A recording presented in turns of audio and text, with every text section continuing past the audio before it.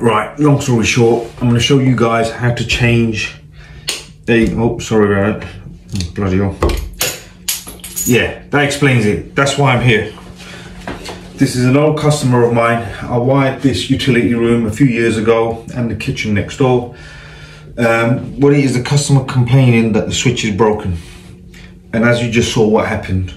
So what I'm going to do is, yeah, I can see the copper contacts in there. Let me show you inside. Show you how bad this is.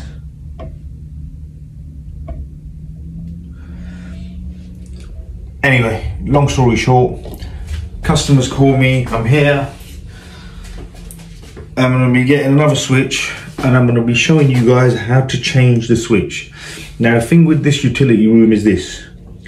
This is the light switch and this is a push switch, so it will spring back. If you look closely, this switch will spring back. And did you hear that? That's the extractor fan now turning on. If I let go, this will spring back. And that switch, apologies, sorry. That switch there triggers the extract fan, the timer extract fan, and that's the isolator for the fan. All we're concerned about is getting a switch. So I'm going to be going to the local wholesalers, just to give a shout out to Chinkful Electrical. They've been my wholesalers for a long time. So we're going to go there, get one of these modules. This is a Selectric soft edge range. I've been using it for a while now. There's nothing wrong with them. I think they're good. It's a good range. The soft edge white, I think, looks really good. So we're going to go get one of them and I'm going to show you guys step by step how to do this. Right, we're back from the wholesalers. Now I've got a module to replace the dodgy one there. So I'm going to open it up and show you how it's done. Stand by.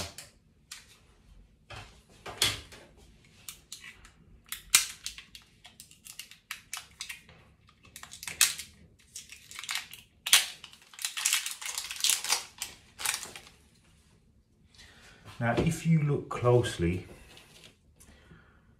this is a two-way switch. Now, I'm going to get my head out of the camera. You don't need to see me. Right. Sorry about the camera. Just let me adjust that. Right. So, if you look closely, there are 3 terminals on this. Normally, let me see if I can zoom in a bit better. Right, I can't zoom in too well, but look, I'll make the point anyway, look. There'll be 3 terminals, that's common, L1 and L2. Now, if it's just one switch operating a set of lights, that means you just need to use it on one way. So normally it will just be common and L1, that's all you use. Obviously, we don't want to get it too complicated. For the people that are doing it at home themselves, just remember that. One-way switch, simple. One wire in, one wire out. Common in, L1 out. That's all you need to remember. But don't worry, I will show you exactly how we're going to do it here. Now, I'm going to proceed to open up this switch and I'll show you the terminals in situ. Now, with these modern switches, they have these little caps that cover the sorry, one sec. Right, obviously be sure not to lose it because it'll look a bit odd if you got. It'll look a bit odd if you have one cover missing. So I've picked my cap back up. This here. So take these caps off very carefully. Luckily I've got spares, so it don't matter. But if you don't have spares, then you could be in trouble. It won't look right, so it won't match. So I'll put these caps to the side.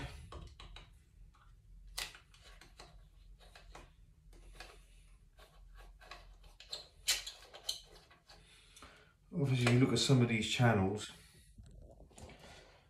people have electric screwdrivers and all sorts. But listen, you're not going to buy an electric screwdriver just to change a switch. So let me look a bit more professional. Sorry. There you go, that looks a bit more professional. So undo the switch, take the 3.5mm screws out,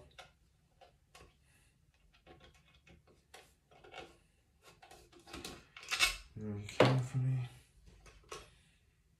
Where'd I put the other one? I was put them somewhere safe so you don't lose them. Oh yeah, sorry sir, found it. Look, we have light.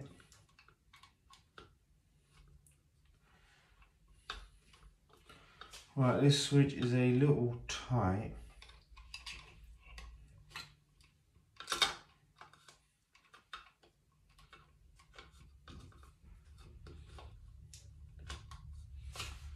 Right, we need to kill the power.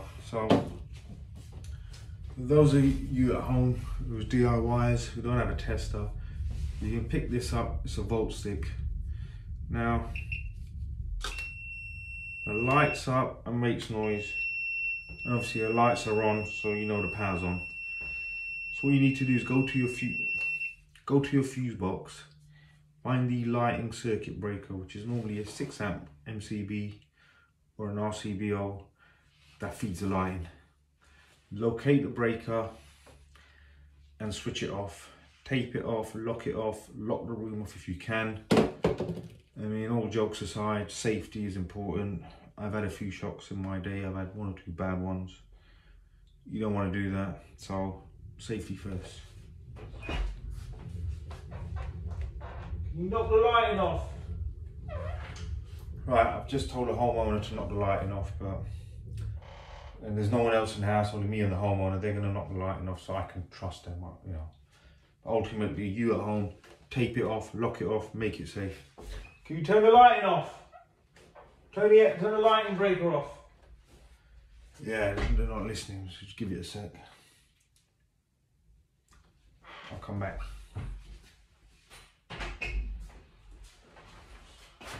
Right, I'm back. As you can see, you can't rely on a homeowner. You got to go and do it yourself. You want to do a job, you got to do it yourself.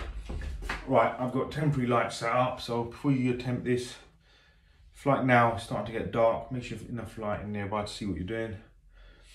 I'm going to crack on and do this. I'll take as many close-ups as I can to show you exactly what and where and how. And obviously, yeah, so remember that? It's gone off. If you're an advanced DIYer, you can get yourself a tester like that. Once where I was employed for a company, I nicked that from them, not gonna lie. What was it one I brought? I can't remember. I worked with so many companies, you collect tools over the years. So I've got this one here. So what you need to do is put that on the voltage setting. Voltage. And these are for those of you who are advanced. And then you put this, you put this one onto the live terminal. So let's say, like I showed you in the switch, the common. Put this on the common terminal, and you can stick this on the back box. This one here, the black one, can either go onto a neutral or an earth, and you can check. Now, those of you who are really advanced, obviously I should have checked. You can prove that your test unit is working by testing it prior to switching off.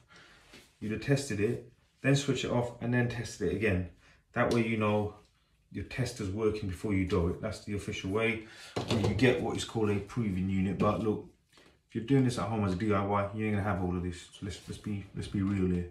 Volt stick, 10, 12, 15 quid, it's dead. Lights are off, it's pretty much guaranteed that it's dead.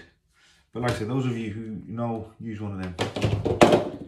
Now I'm going to try and get this modular, because the wiring, just to clarify, that is the push switch to trigger the extract fan.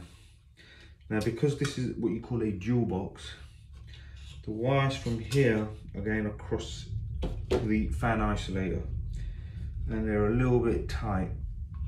So if I can release a bit, I can bring this out far enough to unscrew the module off. So I'm going to try and take the module off the plate, then we'll wire it and then screw it back onto the plate. So just bear with me. It's not as easy as all of this looks.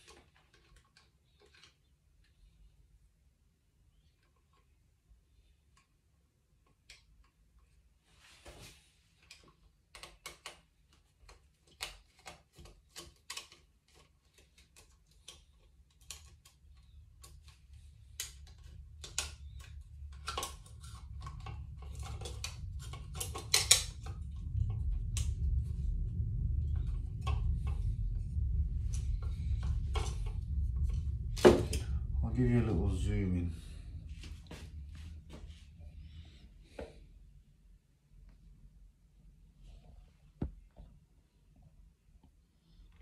Don't know if you can.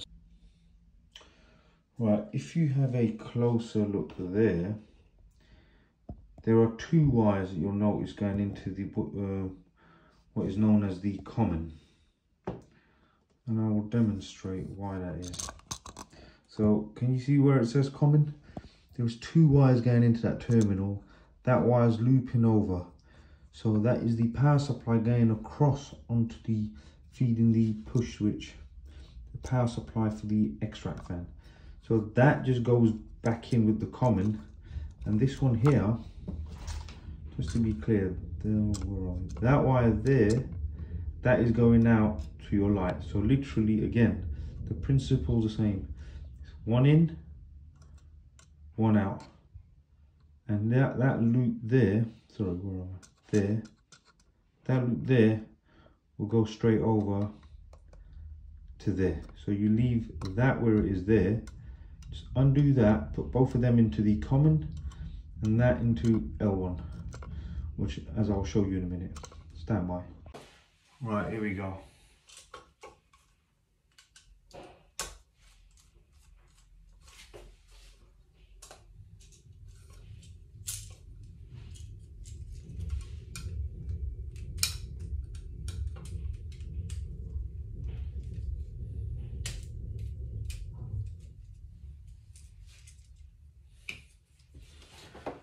As you can see how dangerous that switch was. You can see the copper contacts. You see that? And I'll show you again. So if you look, you can read backwards. Common and L1.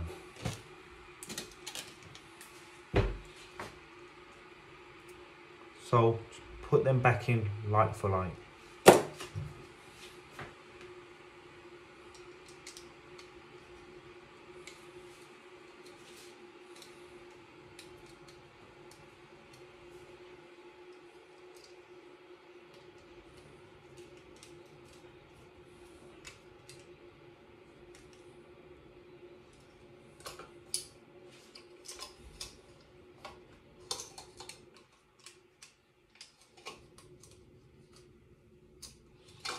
Obviously, I'll show you how you obviously open and close the terminals. So as a screw, you turn the screw, can you see that closing? Anti-clockwise is opening. Nothing more to it, it's screws. So you put your cable in, you put your cable into the terminal like so, and then obviously you would tighten down. Now it needs to be tight, but don't go mad, because the cable is made of copper. Copper is a non-ferrous metal, it's soft. Terminal is made of brass, it's much harder to screw, this thread is much stronger.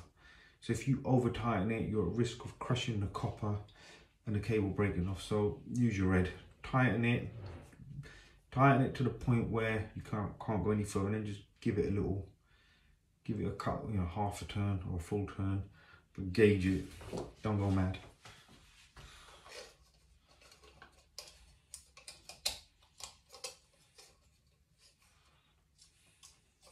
I'm going to do a close-up so you can see clearly what needs to be done.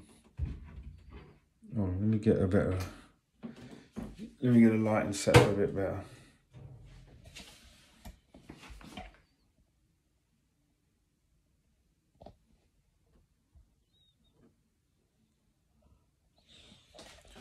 I'm going to turn the camera around so you can see what I'm talking about.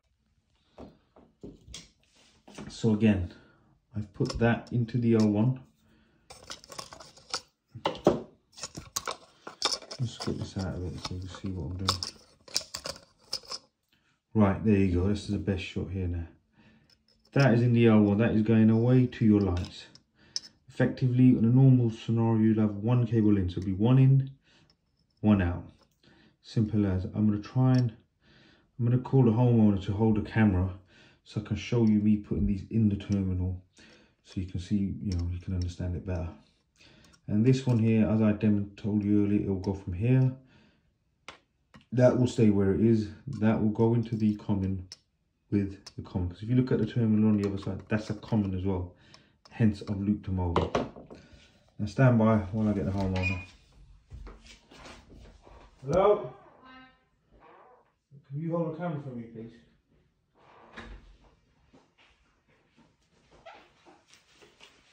I'm just explaining to the homeowner what I'm about to do. Could you stand there and hold the camera and record me from an angle like this so you can see me putting the cables in, please? Thank you. Right, now my hands are free to just... Let me sort of lighten that first. Sorry, bear with me, please. Bear with me, please, people. And that'll give us a bit more light. Right, hold that there, hold that there. Thank you. Come closer to the camera, please. Thank you. Right, so if you look, that's the common going in there. So as I mentioned, both cables are in the common terminal. Loosen up a bit more. I'm using an electrical screwdriver, looks a bit more professional. There you go, here's one I had earlier. So I will now screw the terminal down. Right, it's reached the point where it's tight. Now I'm just going to give it a little nudge, that's it. So that was a quarter to half turn max. Cables are in tight, they're not going to go anywhere. Can you control lighting, please? No, can you hold it there? Can you hold the torch up there, please? Thank you. Come over here. Now I'm going to screw this plate, screw the module back onto the plate like that. There you go. Exactly like that. And we're good. Now on this electric soft edge range, it's actually quite handy. You can replace the modules, change the modules. You could have one intermediate switch, one two-way switch. You can have one push switch, like in this scenario, and one light switch.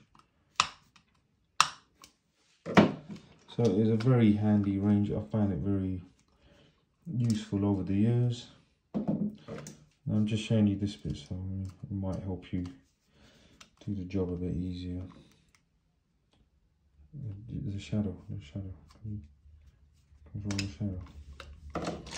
And you just thin the screwdriver, just makes it easier because this cable here, like I said, is very tight going from here to there. So I don't want to put too much stress on it. So if I can do it and suit you. I mean, in theory, what I could have done was, should have loosened that terminal, taken that cable out, so they've had a bit more space to work with. But look, you don't want to forget which cable came out of where, and ultimately then you'd end up falling flat on your face and calling an electrician and paying for it. So that defeats the purpose. So hence, keep it simple. Now, because there's been disturbance here, I will check the switch next to it, make sure nothing's loose, nothing's coming out. It's all pretty tight. While I'm here, I'll just check this terminal as well. Yeah, it's pretty tight, it's pretty good. Now this can be screwed back. I will back in a minute. Right, there you go, I'm back again. This is a better angle. As you've seen, it's done the switch now, module's in. There you go, clicks very well. I'm going to ask the homeowner to turn the power back on, because I've shown them where the breaker is earlier. Can you turn the power back on, please?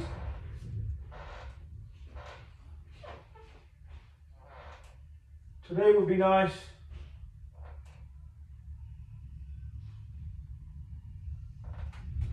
Ah, there you go. Now look. See that?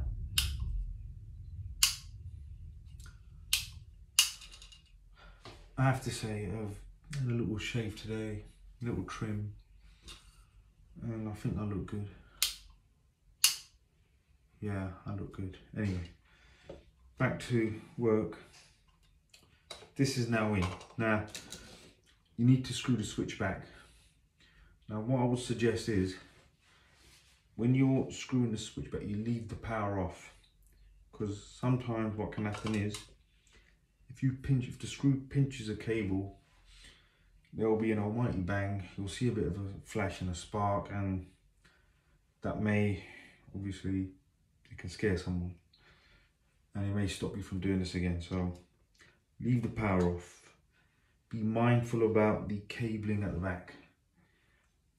Do not get cables pinched, so just be a little bit mindful and screw back slowly. And I can see clearly that I'm not going to catch any cables, so I'm now going to proceed to screw it in.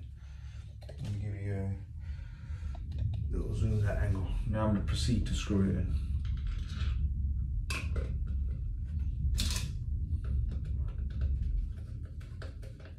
And when you're screwing it in, the other thing you need to be mindful of is not to cross thread the the lug.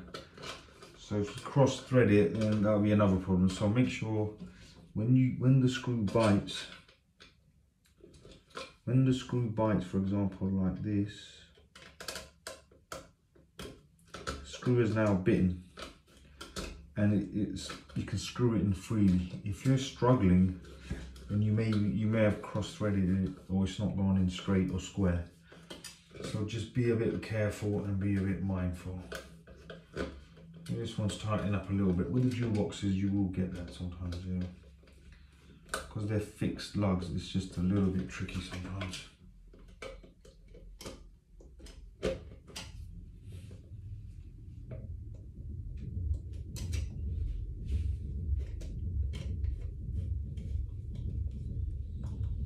There you go.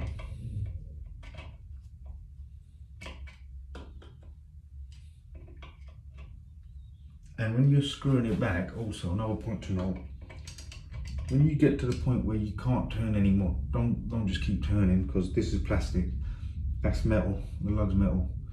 You're at risk of cracking the faceplate. So just, again, be sensible, don't go mad.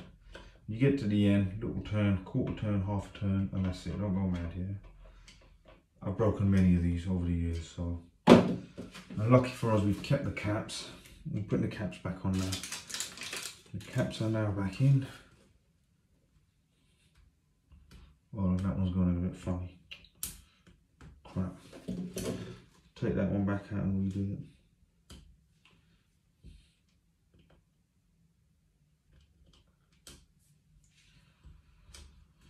Right, the cap is, oh, I've done it again, hold on. Right, it's going in square.